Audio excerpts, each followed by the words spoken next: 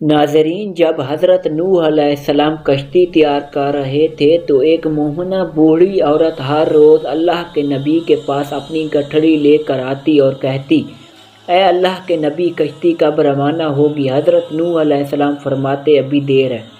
वह औरत शाम तक बैठी रहती और फिर उठ कर चली जाती। एक दिन हज़रत नूह अलैहिस्सलाम ने फरमाया कि ए औरत, जब जाना हुआ तो तुम्हें बता दिया जाएगा। ये औरत वापस चली गई और इंतज़ार करने लगी कि कब हज़रत नूह अलैहिस्सलाम बुलाएंगे। इसी दौरान अज़ाब आ गया और कश्ती रवाना होगी, लेकिन हज़रत नूह अलैहिस्सलाम ने इस औरत को ना बुलाया। हज़रत नूह अलैहिस्सलाम को इसका बुलाना भुला दिया गया।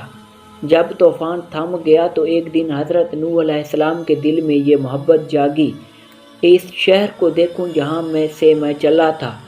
आप अलैहिस्सलाम वहाँ तशरीफ़ लाए। करीब जाकर देखा तो एक झोंपड़ी में दिया जल रहा था। हज़रत नूह अलैहिस्सलाम ये देखकर चौंक गए कि रूए ज़मीन पर कोई ऐसा घर भी नहीं है कि इतने अजीम तूफ़ान के बाद भी जिसमें चिराग जल रहा हो।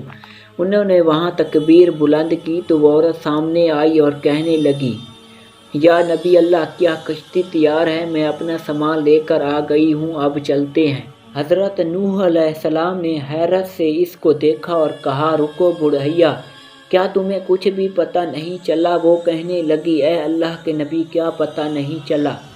आपने फरमाया इतना बड़ा सैलाब आया, बारिश आई और तुम्हें कुछ भी पता नहीं चला। बुढ़ैया कहने लगी, ए अल्लाह के नबी, बस एक दिन बादल गरजे थे और कुछ हल्की सी पार पड़ी थी।